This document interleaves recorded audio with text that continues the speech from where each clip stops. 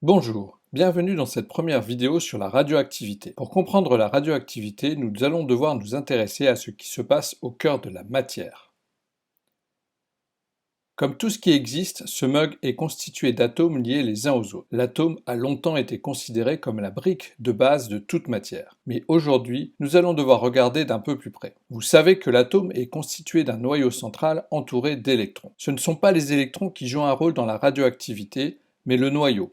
On parle de réaction nucléaire, nucleus en latin signifiant noyau. Le noyau est formé de protons et de neutrons, que l'on appelle les nucléons, ou constituant du noyau. On le symbolise ainsi XZA.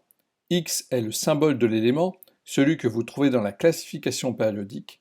Z, qu'on appelle le numéro atomique, est le nombre de protons, et A, qu'on appelle le nombre de masse, est le nombre de nucléons, c'est-à-dire le nombre de protons plus le nombre de neutrons. Quand on compare deux noyaux, si Z est différent, le nombre de protons des noyaux est différent. Ils n'ont pas le même numéro atomique, cela veut dire qu'ils n'appartiennent pas au même élément chimique. Ils ne sont pas dans la même case de la classification périodique. Ils n'auront pas le même symbole. Par exemple, C614 et N714 n'appartiennent pas au même élément. Par contre, s'ils ont le même Z, mais A différent, ils sont dans la même case de la classification périodique. Il s'agira du même élément, mais ces noyaux seront différents. On parle d'isotopes. Exemple, C612 et C613 sont isotopes, mais ce sont tous les deux des noyaux de carbone. Comme ils ont le même nombre de protons, mais que A est différent, cela signifie que leur nombre de neutrons sont différents. Récapitulons. Le carbone C612 possède 6 protons et 6 neutrons, soit 12 nucléons. Mais il existe aussi en plus faible quantité sous la forme C613 avec 7 neutrons. De même sous la forme C614 avec 8 neutrons. Mais ce noyau est instable. Les isotopes appartiennent au même élément. Ils ont le même nombre de protons. Certains sont stables, d'autres non. Si le nombre de protons est différent dans le noyau, exemple avec un noyau à 7 protons, on change d'élément, ici l'azote, qui lui aussi va posséder des isotopes, certains stables, d'autres instables, c'est-à-dire radioactifs. Un noyau instable est dit radioactif. La plupart de la radioactivité que nous recevons est d'origine naturelle. Il existe de nombreux isotopes radioactifs naturels parmi les éléments azote, carbone et oxygène entre autres. Donc cette radioactivité provient de ce qui nous entoure, de ce que nous consommons. Nous sommes nous-mêmes légèrement radioactifs. La radioactivité artificielle que nous recevons, produite par l'homme, consiste essentiellement en l'exposition médicale quand nous passons une radiographie, par exemple. Si un noyau est instable, donc radioactif, cela signifie qu'à un moment donné, il va se désintégrer.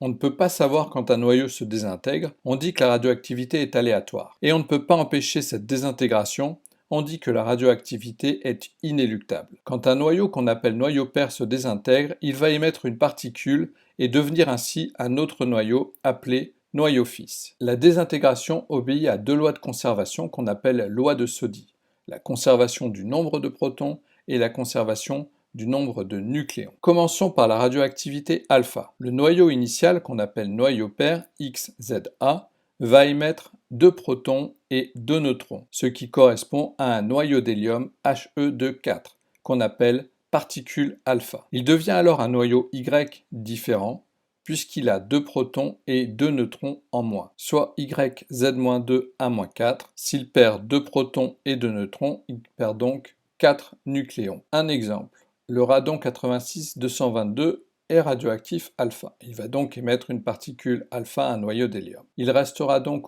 au niveau des protons, dans le noyau fils, 86-2 protons, soit 84 protons. Le noyau fils aura 222-4 nucléons, soit 218 nucléons. Si on regarde dans la classification, l'élément chimique qui possède 84 protons est le polonium. On a donc un noyau fils de polonium 84-218, un isotope du polonium 84-210 qui est celui qu'on rencontre le plus souvent. La radioactivité β-, cette fois-ci, le noyau père se transforme en noyau fils en émettant un électron. On va donc avoir Z qui va devenir Z plus 1 par l'émission d'un électron E-1, 0. Le noyau fils va donc gagner un proton. En fait, un neutron a été transformé en proton. ce qui fait que le nombre global de nucléons reste le même, mais qu'on gagne un proton. Un élément, donc le neutron neutre, s'est changé en un proton positif et en émettant un électron qui est une charge négative, de façon à garder le même nombre de charges globales. Prenons l'exemple du cobalt 2760 qui est radioactif β-. Le noyau fils va donc avoir un nombre de protons égal à 27 plus 1, 28. Le nombre de nucléons reste inchangé, donc reste à 60. Donc dans la classification périodique, on voit que l'élément chimique qui contient 28 protons est le nickel. Il s'agit donc du nickel 2860 qui est produit par radioactivité β- à partir du cobalt 2760. Le troisième type de radioactivité, la radioactivité β+. Cette fois-ci, la particule émise est un positon ou encore appelé positron. Donc c'est l'anti-électron, donc la même masse que l'électron mais une charge positive. Donc pour respecter les lois de Soddy, donc le noyau fils va perdre un proton, le nombre de nucléons va être inchangé. Donc dans ce cas-là, c'est un proton qui va être transformé en neutron en perdant sa charge. Le phosphore 1530 est radioactif β+. Le noyau fils aura donc 14 protons. Le nombre de nucléons reste inchangé. Si on regarde dans la classification périodique, il s'agit du silicium, donc on obtient un noyau fils de silicium 1430. Toute désintégration s'accompagne d'un dégagement d'énergie sous forme de rayonnement, onde électromagnétique, notamment sous forme de rayonnement gamma. Donc c'est l'onde électromagnétique la plus énergétique du spectre électromagnétique. Vous connaissez tous ses conséquences cinématographiques. En plus de la radioactivité, il existe deux autres types de réactions qui affectent les noyaux des atomes. On parle de réactions nucléaires, la fission et la fusion. La fission qui se déroule dans les centrales nucléaires, lorsqu'un noyau lourd est bombardé par une particule, il se sépare alors en deux ou plusieurs noyaux plus légers et émet d'autres particules. Au cœur du Soleil se déroule la fusion où des noyaux légers s'unissent pour former un noyau plus lourd et émettent des particules. Chacune de ces réactions émet une grande quantité d'énergie sous forme de rayonnement. Merci pour votre attention, n'hésitez pas à liker la vidéo et à vous abonner. À une prochaine fois.